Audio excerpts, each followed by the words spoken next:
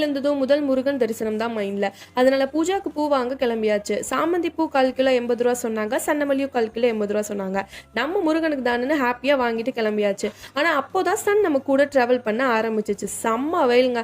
Juice குடிக்கலான்னு பார்த்தா எல்லா juice கடையும் செம்ம crowd. அப்புறம் நம்ம ஃபேவரட் ஆப்ஷனுக்கு ஸ்விட்ச் ஆயிட்டோம். ஒரு ஐஸ்கிரீம் பர்ச்சேஸ் பண்ணிட்டு சில் மூடுக்கு வந்துட்டேன்.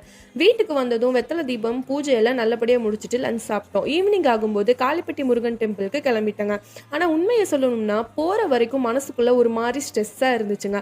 ரீல்ஸ் பண்ண ஆரம்பிச்ச நாள்ல இருந்து அவங்க என்ன நினைப்பாங்க, இவங்க என்ன சொல்லுவாங்கன்னு பல யோசனைகள். ஆனால் இப்போ ஒரு கண்டென்ட் கிரியேட்டர் ஜேர்னியில் அடிச்சு நான் நிற்கிறப்போ இதில் கண்டிப்பாக சக்ஸஸ் ஆகணுன்ற வெறி தாங்க எனக்கு அதிகமாக இருக்குது.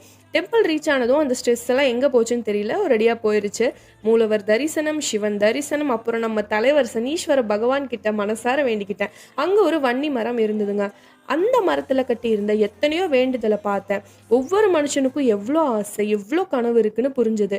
அதனால நம்ம குடும்பத்துக்கு மட்டும் இல்லாமல் இந்த வீடியோ பார்க்குற எல்லாருக்கும் ஒரு நல்ல வேண்டுதலை வச்சுட்டு வந்திருக்காங்க.